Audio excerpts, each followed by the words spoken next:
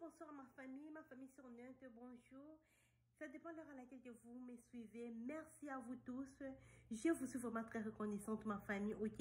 Laisse-moi exprimer encore ma gratitude envers vous. Vous êtes vraiment des anges pour moi. Vous avez choisi de me soutenir sans condition. Vous n'avez même pas regardé qu'est-ce qu'il fallait pour me soutenir. Non, vous likez mes vidéos, vous commentez mes vidéos, vous visionnez mes vidéos. Merci à vous, merci infiniment.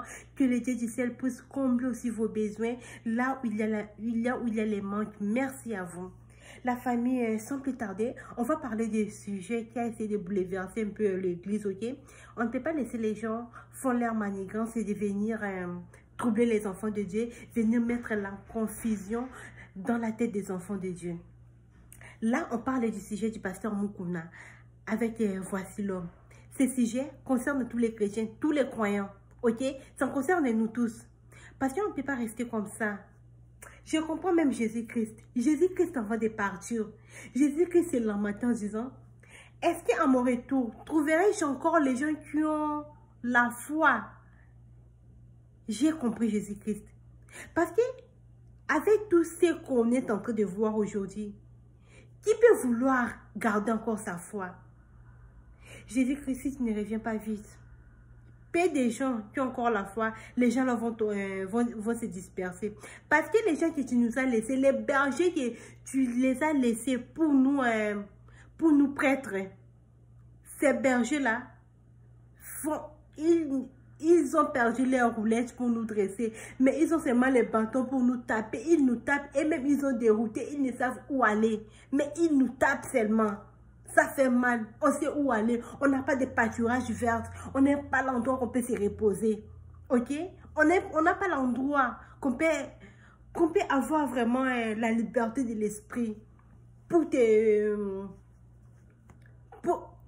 servir, Seigneur. Pasteur Voici l'homme et Pasteur Mukuna, c'est pourquoi dans notre sujet d'aujourd'hui, on va d'abord analyser est-ce que destituer une personne dans une église, c'est normal ou pas. Ensuite, on va essayer d'analyser la manière dont on a destitué Pasteur Voici l'homme. Et ensuite, on va essayer d'analyser aussi les raisons révoquées, qu'ils ont révoquées. Destituer une personne dans une église, est-ce que c'est normal? La famille, moi je trouve vraiment que c'est oui. Ok? Je trouve que c'est oui. Pourquoi je trouve que c'est oui? On ne parle pas de la destitution, mais destituer c'est trop dur. Destituer une personne c'est trop dur. Ils utilisent même le terme chasser. Chasser même c'est trop dur de parler de ça, Mais on peut juste se séparer avec une personne qu'on ne s'entend pas. Parce que lorsqu'on s'unit, c'est pour faire la force. Alors, lorsque l'union ne fait pas la force, c'est mieux de se séparer. C'est moi qu'on puisse se séparer. Ok? On puisse se séparer.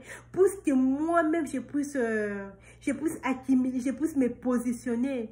Là, dans ma tête, je saurais que je suis celle. Je puisse bien faire mes plans, visionner, faire mes plans afin d'attaquer mon ennemi.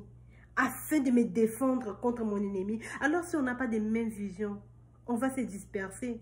Nous n'aurons pas la force. On va se discuter à tout moment et l'ennemi aura la force contre nous. C'est mieux de se séparer, ok? On ne parle pas de la destitution. On ne parle pas de chasser. On parle de se séparer. Mais à vrai dire, entre Voici l'homme et ACK, qui s'est séparé de l'autre? C'est Voici l'homme. C'est Voici l'homme qui s'est séparé. C'est lui qui s'est retiré de la communauté chrétienne, ok? De ACK. Parce que dans son église, on a déjà trouvé que dans son assemblée, il avait déjà enlevé le nom ACK. C'est-à-dire que c'est lui qui s'est retiré de ACK et il a aussi ses raisons, les raisons qu'il n'a pas dit. Mais, subitement, l'ACK fait la communiquer pour nous dire qu'ils ont destitué le pasteur Voici l'homme. Mais ACK, est-ce que la façon dont vous êtes venu faire mais la communauté là, on avait fait même à qui? Pour dire à qui?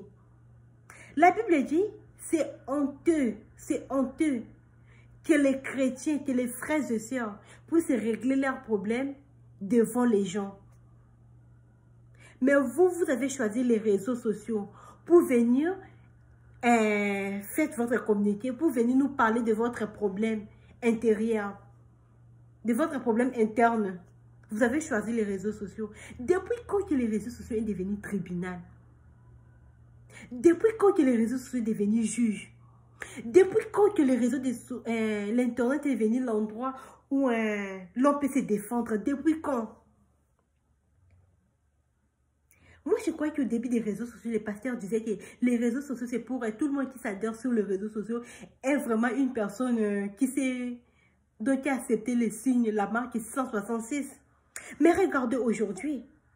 Aujourd'hui, les réseaux sociaux est devenu, les pasteurs sont les numéros 1 des réseaux sociaux. Les pasteurs ont oublié de faire de l'évangélisation dans les marchés, dans les rues. Maintenant, l'évangélisation, c'est pas seulement sur les réseaux sociaux. On a tout oublié. C'est un peu une mauvaise manière. Mais il faut bien travailler sur les réseaux sociaux. Je ferme juste la parenthèse. Votre manière de procéder est honteuse. Votre manière de procéder, de venir nous communiquer, de faire la communiquer sur l'internet, de faire la communiquer en public, c'est vraiment hors biblique. Parce qu'on va rester dans le contexte spirituel. Lorsqu'on parle de l'église, on ne parle pas de l'église comme on parle de la politique, non. On parle de l'église selon la Bible, ok? Donc, votre manière de procéder est très honteuse. Regardez même les raisons que vous avez révoquées. La première, parce que les pasteurs, à un moment, ils ne donnent pas les dîmes à son père spirituel. J'ai dit, hein, est-ce que ACK est une entreprise?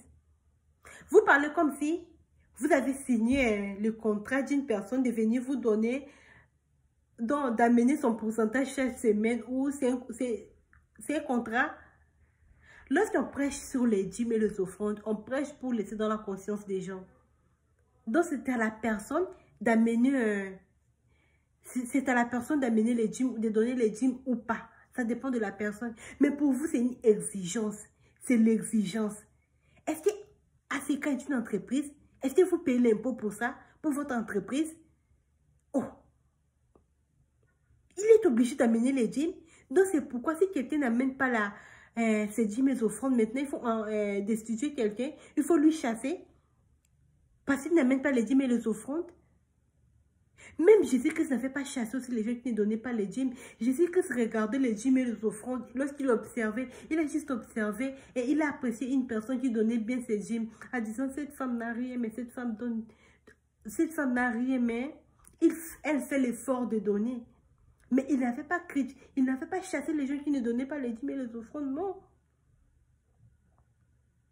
Deuxième raison, parce qu'il est ingrat. Oh! Dans la Bible même, comment ça, Pierre était même ingrat envers Jésus-Christ. Pierre avait renié Jésus-Christ, mais Jésus-Christ ne l'avait pas chassé, ne lui avait pas chassé. Jésus-Christ n'avait pas chassé Pierre. S'il est ingrat, mais pourquoi pas garder le silence? Peut-être je peux lui toucher, il peut revenir aussi. Pourquoi vous aimez toujours qu'on puisse faire votre publicité? Hein? Pourquoi vous aimez trop de publicité? C'est Dieu, c'est Dieu qui peut faire votre promotion, votre publicité. Il fallait qu'il puisse citer aussi seulement le nom de son évêque. Je sais que ça peut faire mal parce que c'est son père spirituel. Ça peut lui faire mal, je sais, je comprends. Mais il n'est pas obligé de manifester. Ça peut lui faire mal, oui. Mais il n'est pas obligé de manifester. Vous n'êtes pas obligé de manifester face à son ingratitude. Non, vous n'êtes pas obligé. Et vous nous dites que vous allez rien lui demander. Mais qu'est-ce que vous pouvez lui demander? Parce que dans son église, c'est lui-même qui prêche. C'est lui-même qui fait l'effort d'accumuler les dîmes et les offrandes. Tout ce qui est là, c'est son effort. Ok? Lorsqu'il amène les dîmes et les offrandes à ACK, c'est un titre de reconnaissance. Ce n'est pas une obligation. C'est un titre de reconnaissance. Ok? Je ne suis pas en train de prendre part de Voici l'homme. Ok? Je ne suis pas en train de prendre part de Voici l'homme. Mais lui, jusqu'à là, comme il n'a pas encore vraiment parlé, c'est pourquoi nous, on fait juste l'analyse des choses qu'on a vues qui n'est pas bon. Qui n'est pas bonne. En conclusion, vous savez quoi? La famille chrétienne, ce que moi, je vais vous demander vraiment à nos pères, s'il vous plaît, vos pères, faut pas attrister, arrêtez d'attrister le Saint-Esprit. Arrêtez d'attrister le Saint-Esprit. Arrêtez même de mettre le Saint-Esprit en colère. Nous sommes venus servir Dieu, ok? Servons Dieu comme... aidez-nous juste à servir Dieu. Si vous avez des problèmes, il faut avoir vraiment des maturités à régler votre problème. Il faut avoir vraiment les maturités. Et il faut avoir aussi l'orientation du Saint-Esprit. Il faut avoir vraiment... il faut savourer, savourer ce que je veux dire. Il faut essayer de savourer vraiment les fruits de l'esprit. Savourer l'esprit de l'esprit, qui est la joie, la paix, la patience. C'est-à-dire que même si la personne te fait du mal, même si la personne te fait du mal, même si la personne peut te lancer, peut te faire du mal, mais tu as toujours la paix, la joie, la santé, tu as toujours de bonnes choses, ok? Tu as toujours la patience, tu as toujours tout ça, la fidélité. Il faut vraiment savourer le fruit de l'esprit. Ça va nous faire vraiment du bien. Merci à vous tous. Merci à vous. Merci, merci, merci. Bye.